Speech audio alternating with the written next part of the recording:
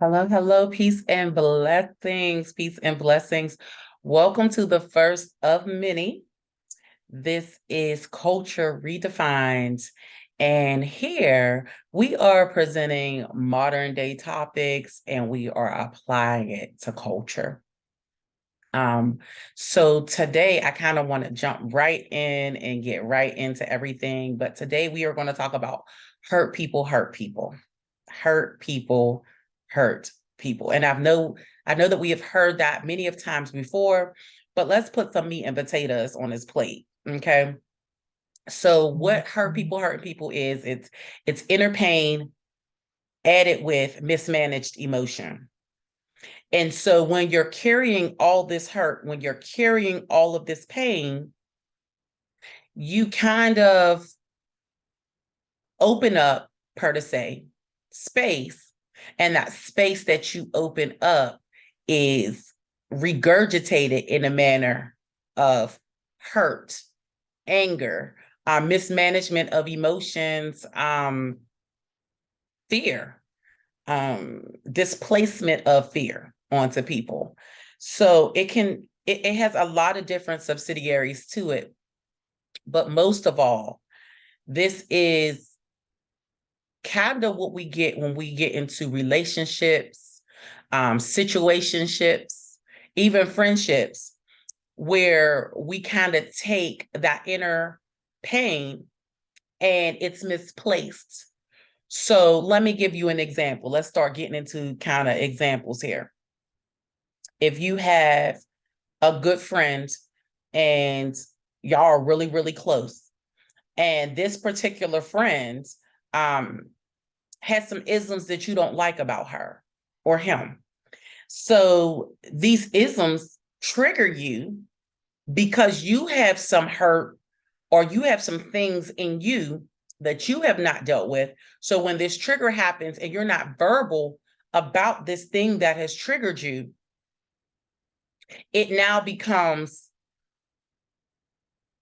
or it can become, let me not say it now becomes, but it can become a situation into where you become distant or you start talking crazy out the side of your neck is what we call it. Or just simply uncomfortability between the two of you or multiples if there's a big friend group, or let's talk in terms of a marriage or a relationship. You have some issues, some trust issues. You don't trust people. You don't trust the way things happen with people. So then when you get into this new relationship with this person, you have this pain that you have not dealt with. You have this anxiety that you have not dealt with. And so when you get into this relationship, you put all of that onto that person. So we're going to think about it as the best way I can describe it, that I've been describing as baggage. So imagine having this backpack on of fear and not being able to trust people. And then you have not unpacked that, or you have not even taken the time to unzip the book bag and even address what's in it. So now you have carried these two things into this new found friendship, relationship, or whatever. When that person does something that is even minutely reflective of what's in that backpack, you are already on it. And it's not that this person is untrustworthy. It's not that this person is here to bring you any pain or hurt, but you already are familiar with what it looks like. So you already either A, you're putting your guard up, B, you already is getting spicy at the mouth. You're prepared to talk that talk. And in realization, um, if you're not ready to unpack, then you need to put boundaries around those things. That's a part of dealing with that hurt, is because let's talk about it in terms of emotional intelligence. So the two characteristics of emotional intelligence that this kind of touches is self-awareness and self-regulation. So when we're talking about self-awareness, we're talking about recognizing and understanding your emotions. Self-regulation, we're talking about managing those emotions. So if you have not understood those emotions and you have not managed those emotions, which setting boundaries is a part of managing those emotions. But if you have not done either, then we start getting into anger, maliciousness, doing all that tit for tat. And those things does not make the situation any better. It actually festers it to become a worse situation than what it could be, because we have not dealt with the stuff that we have packed in this backpack. So one of the biggest things that I always tell people is mental wellness is important. What's the difference between mental wellness and mental health? Mental health is the work out and the working throughs of the way that your mental state works. Depression, anxiety, and all of those different things play a part in your mental health. Stability, ADHD, autism, again, all of those things play into mental health. The development and foundation of mental wellness encompasses all of those things, but it also encompasses the fact that in order to live a healthy life, you have to make sure that even if you have these isms, that they are controlled or that they're taken care of. Control may be using the wrong word, but that you're able to have a hand on them, so that when another person receives you or you receive another person, that either A, they are aware of these isms and they can approach them in that manner, or B, you have such a hand on these different things that you know how to deal with people based on your comfortability of where you're at with your mental health and wellness. I know that was a lot, but stay with me. Stay with me. It's a lot, but stay with me. So I say all that to say, when we're talking about hurt people, it's okay to say that you're not okay. It is perfectly okay to be like, listen, hold up, stop. I'm not okay. I these things trigger me. These things are problematic. These things are things that I don't like. It's okay. The only person in control of your life is you. And if you give that power away to somebody, that's your own discretion. But the only person in your life that controls your life is you. So what you allow to happen, you have the control to stop from happening. Now, some people may say, some things in life that happened to me, I had no control over them. I was young at the time and I was this, that, and the third. And those are things I understand. And those are things I'm not talking about. When you were in adolescence, you had parents, you had adults that helped groom and help advocate your life. But when you become an age, and I'm not going to put an age on it because there are people who are very, very mature at 15, 16. There are people who emancipated themselves and they lived their life just well, entering into adulthood at that age. But what I will say is when you enter into a stage in your life to where you're making your own choices, you're validating your own yourself, then you take that control. You no longer need the assistance of other people to dictate your life. So once you become in control and you are the only person that can control the narrative of a lot of different things in your life.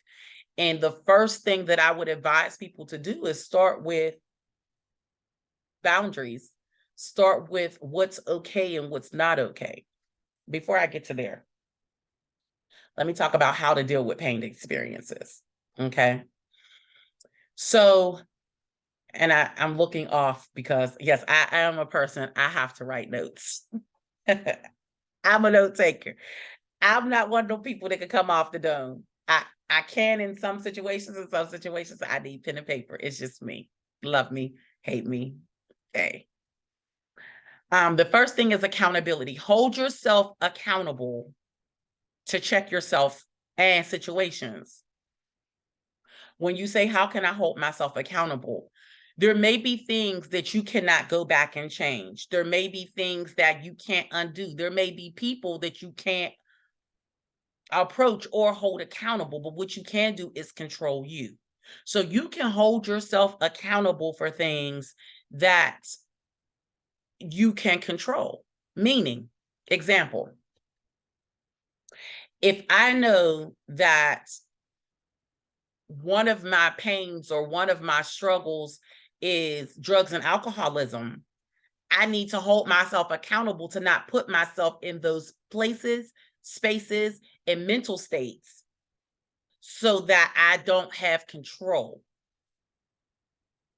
So if you know that you struggle from alcoholism, or you know that you've dealt with people who drink and their outburst, anger, whatever, why are we frequenting the bars? Why are we hanging around the bars? Why are we going to the places where these people are? And a lot of people say, well, I have self-control. I can be in a bar and not allow that to affect me. And although that may be the case, you have to be honest enough with yourself to know whether you're just bullcrapping yourself or whether this is actually something that you really have control over. Number 2, understanding when you're hurt and verbalize your ability to deal with it. Okay.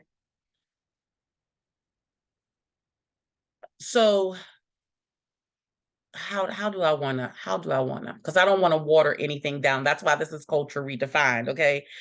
One of the things that we are really getting to the meat and potatoes when we start digging more and more into this culture redefined is sugarcoating things is not the answer. Tiptoeing around things is not the answer. We have to be able to be more direct and more honest with ourselves, because really, if we're tiptoeing, and as the older folks used to say, pussyfooting around, we're spinning our wheels in mud. We're not getting anywhere. Being honest and being transparent enough with yourself in order to be honest and transparent with other people is a must. If it does not happen, then we're bullcrapping. And when we're bullcrapping, as we know, in our culture, if it walks like a duck, talks like a duck, act like a duck, it's a duck. Let's stop saying, oh, there go a pig or there go a bird. No, baby, let's define what the bird is. It's a duck. So that's kind of where we want to stay, right? We have to understand when we're hurt, and we have to verbalize our ability to deal with it. We have to say, listen, this is where I'm at with things. I'm still in a growth process. Give me time, or you can't, this is not the space you want to enter. You also have to be able to, like I said, understand and accept. Let me not say accept, but you have to at least understand the hurt and the context of the hurt.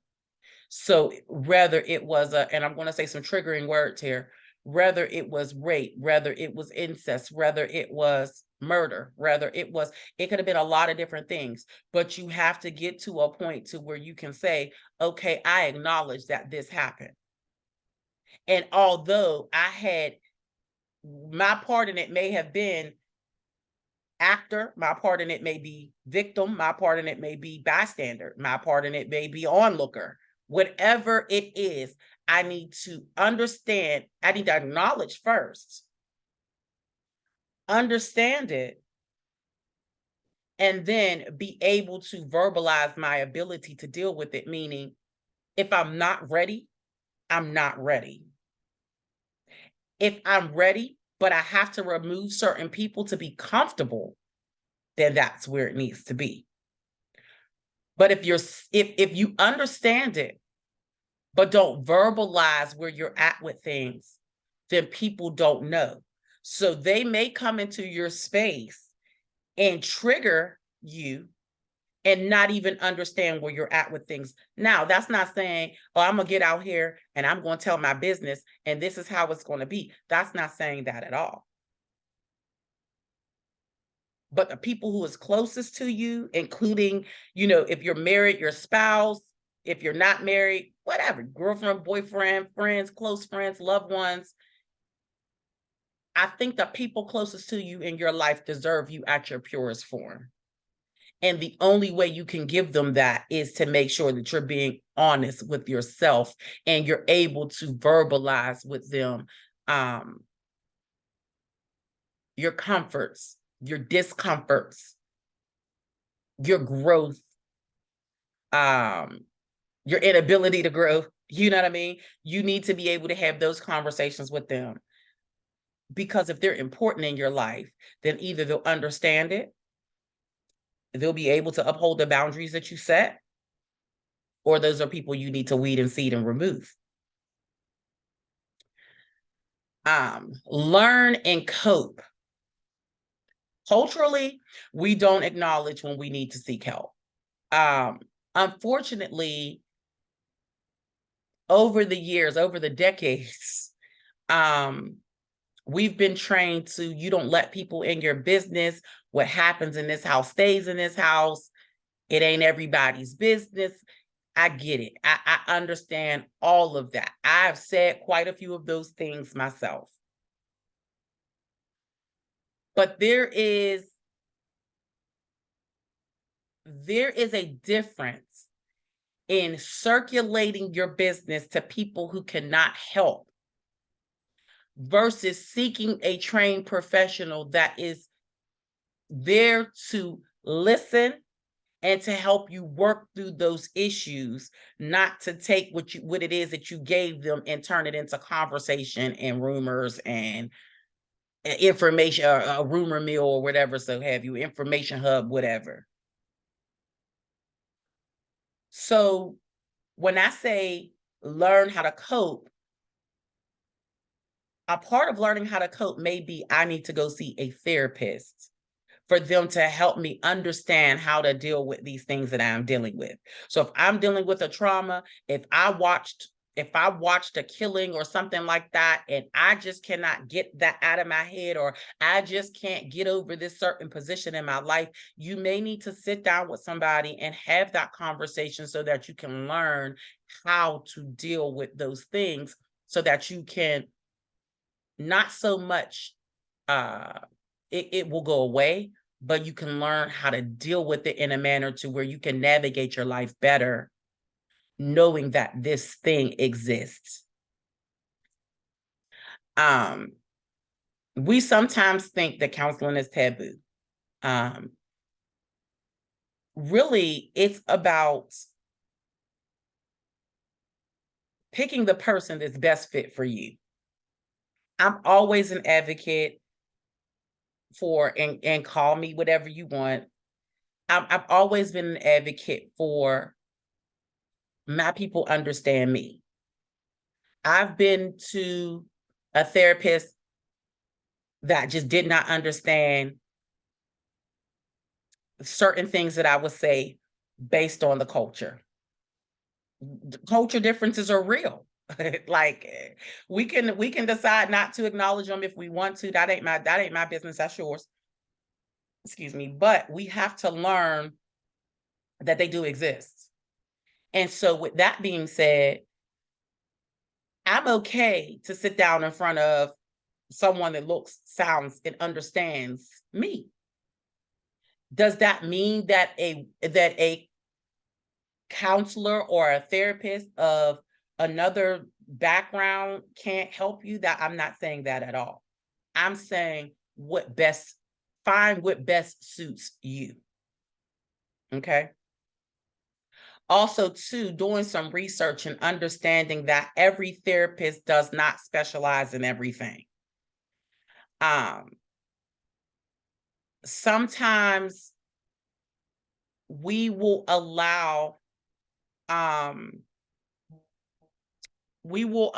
certain things to take precedence, and then when it doesn't work out that way, we're kind of frustrated. So I'm just going to give you an example. And again, this is never to disrespect, demean, or say anything towards anybody's belief.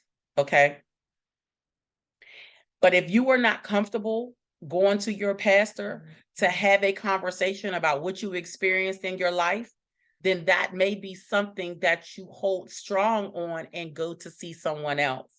It's okay for you not to always want to take your interpersonal hurt, pain, mismanaged emotion, and all of that. You may not want to decide to take that to the church. That's your choice.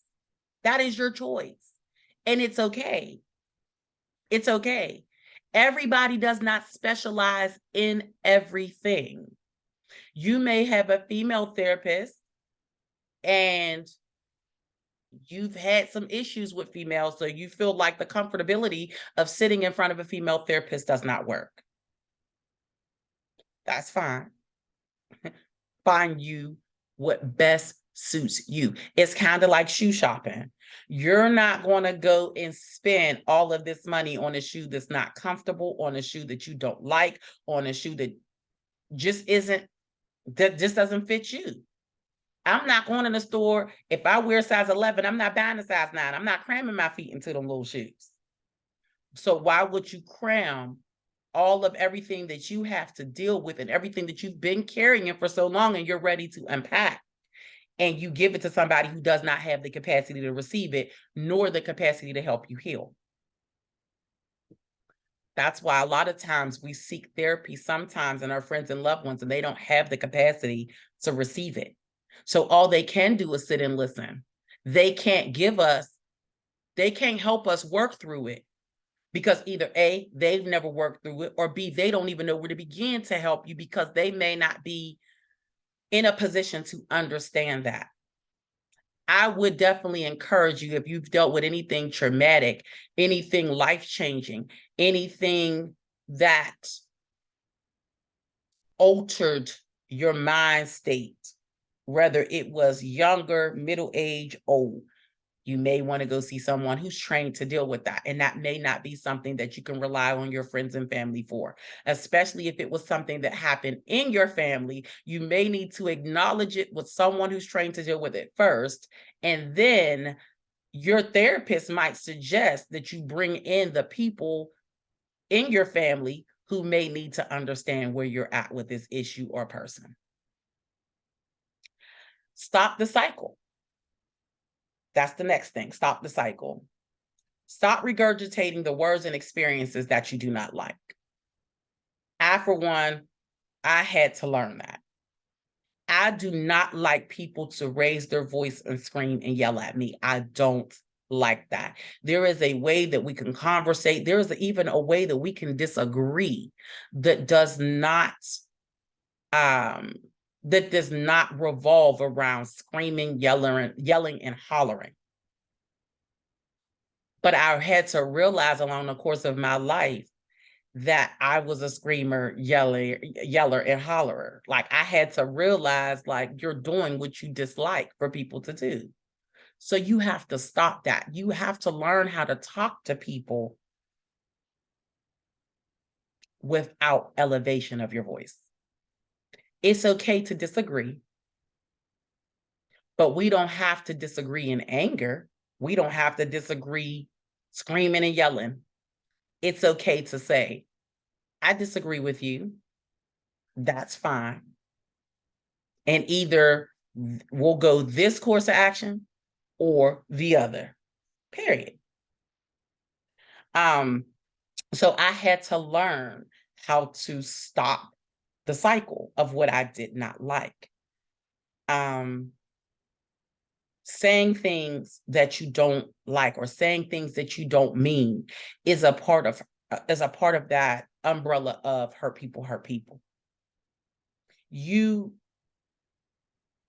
It's easy to say things in the heat of the moment. It's easy to say things out of anger. It is not, however, so easy to unhear those things and to take those things back. Especially